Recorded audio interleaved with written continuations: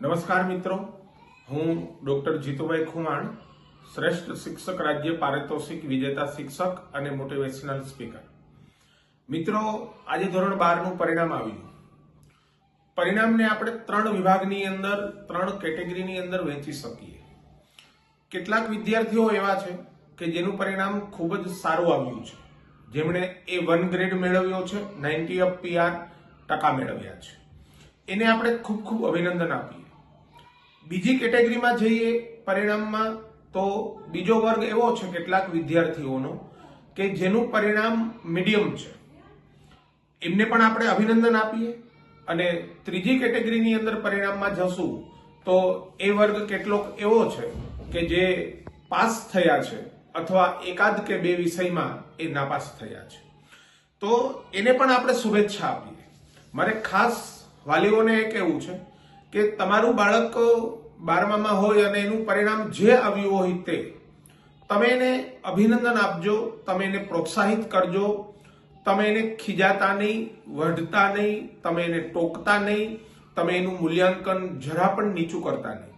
આટલા બધા વર્ષોથી શિક્ષણના ક્ષેત્રમાં કામ કરીએ છીએ એટલે એવો અનુભવ છે કે પરિણામ નબળું આવે એટલે ખાસ કરીને માતા પિતા એ બાળકને હતાશ અને નિરાશ થવામાં ખૂબ મહત્વની ભૂમિકા ભજવતા હોય છે. અને ખાસ કરીને બીજા બાળકની સાથે એની સરખામણી કરતા હોય છે કે જો બાજુમાં પેલા ભાઈનો છોકરો આટલા ટકા લઈ આવ્યો અને તારું પરિણામ તું જોઈ લે, અમને ખબર જ હતી કે તારું પરિણામ આવું જ આવવાનું છે, તું નાપાસ જ થવાનો છે. મહેરબાની કરીને આવું ન કરતા, કારણ કે પરિણામના આધારે વિદ્યાર્થીનું મૂલ્યાંકન ન કરી શકાય. દાખલા તરીકે કોઈ વિદ્યાર્થી નાપાસ થયો છે અથવા એ પાસ થયો છે ખાલી, તો એનું એવું મૂલ્યાંકન આપણે ન કરી શકીએ કે એની કારકિર્દી ખતમ થઈ ગઈ, હવે પૂરું થઈ ગયું, એમના જીવનમાં એ આગળ નહીં વધી શકે, એ કશું જ નહીં કરી શકે. એવું બિલકુલ ન થઈ શકે. કેટલાક વિદ્યાર્થીઓ A1 ગ્રેડ આવ્યા છે અને કેટલાક વિદ્યાર્થીઓ મીડિયમ છે અને કેટલાક છે એ પાસ થયા છે અથવા નાપાસ થયા છે. જે વિદ્યાર્થીઓ નાપાસ થયા છે એ ઠોઠ છે, એમને યાદ રહેતું નથી, એ નબળા છે, એવું બિલકુલ નથી.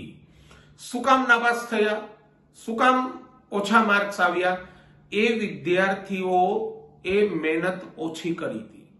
જે વિદ્યાર્થીઓ A1 ગ્રેડ આવ્યા છે એમણે મહેનત વધુ કરી હતી.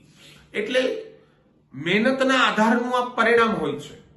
જે વિદ્યાર્થીઓ નાપાસ થયા છે કે ઓછા માર્ક્સ આવ્યા છે, તો એનું એવું મૂલ્યાંકન ન કરી શકાય કે એની લાઈફમાં એ કશું નહીં કરી શકે. સચિન તેંડુલકર 10મા ધોરણમાં ઇંગ્લિશ વિષયમાં નાપાસ થયો હતો, પણ એને સ્પોર્ટ્સમાં રસ હતો, તો એ સ્પોર્ટ્સમાં આગળ વધ્યો અને વિશ્વની અંદર પોતાનું નામ રોશન કરી શક્યો. અને આજે મહારાષ્ટ્ર રાજ્યની અંદર 10મા ધોરણમાં અંગ્રેજી વિષયમાં પહેલું ચેપ્ટર વિદ્યાર્થીઓ સચિન તેંડુલકરનું ભણે છે, જે સચિન તેંડુલકર 10મામાં નાપાસ થયો હતો. એટલે મિત્રો, મારી વાલીઓને ખાસ અપીલ છે કે આપના બાળકનું જે પરિણામ આવ્યું હોય તે એને ખૂબ જ હસતા મોઢે સ્વીકારજો, એમને વધાવજો, એમને પ્રોત્સાહિત કરજો, જેથી કરી અને એમની કારકિર્દીમાં બ્રેક ન આવે અને એ આગળ વધી શકે. અને જે વિદ્યાર્થીઓ નાપાસ થયા છે એમને પણ નિરાશ થવાની જરૂર નથી. આ વર્ષે એનાથી મહેનત નહોતી થઈ શકી યા એમને મહેનત નહોતી કરી એટલા માટે નાપાસ થયા છે. ફરી વખત એ મહેનત કરશે તો એનું ખૂબ સારું પરિણામ આવશે. એટલે આજે જ્યારે ધોરણ 12નું બોર્ડનું પરિણામ જાહેર થયું છે ત્યારે દરેક વિદ્યાર્થીઓને હું ખૂબ ખૂબ અભિનંદન આપું છું અને ખાસ એમના માતા પિતાને અપીલ કરું છું કે આપના બાળકનું જે પરિણામ આવ્યું હોય તે એને હસતા મોઢે સ્વીકારો, એને બિરદાવો, એને પ્રોત્સાહિત કરશો તો એ જીવનમાં ખૂબ આગળ વધી શકશે.